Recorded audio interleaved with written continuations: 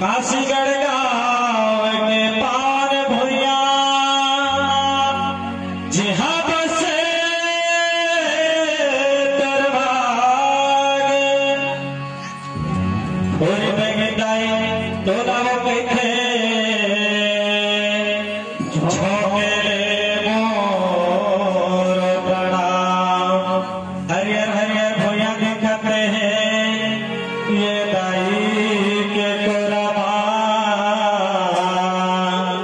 अवतर लक्ष्मी भर है माता सुभर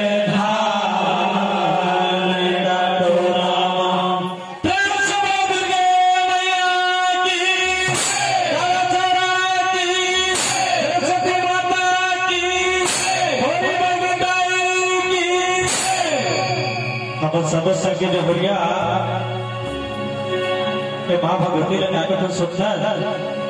प्रेम से बोलूंगे मैया की हे माँ दुर्गा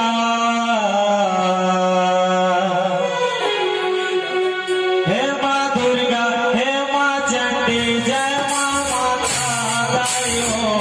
मलैका जय महतारी आए हो दोबारे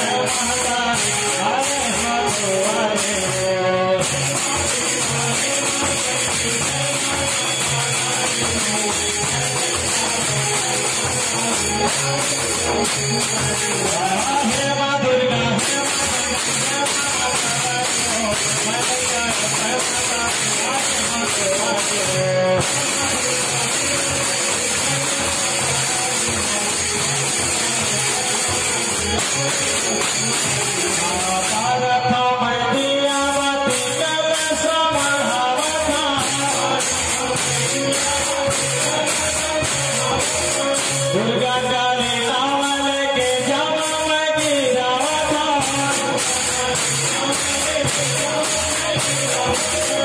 अधेरा लाया की देह भैरा लगा हो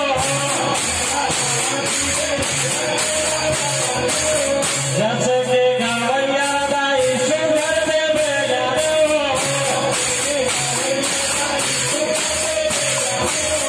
हे सुख हरणी हे दुख हरणी बिगड़ी बना दे मोर हो मलैका जय महतारी आए हो दोबारे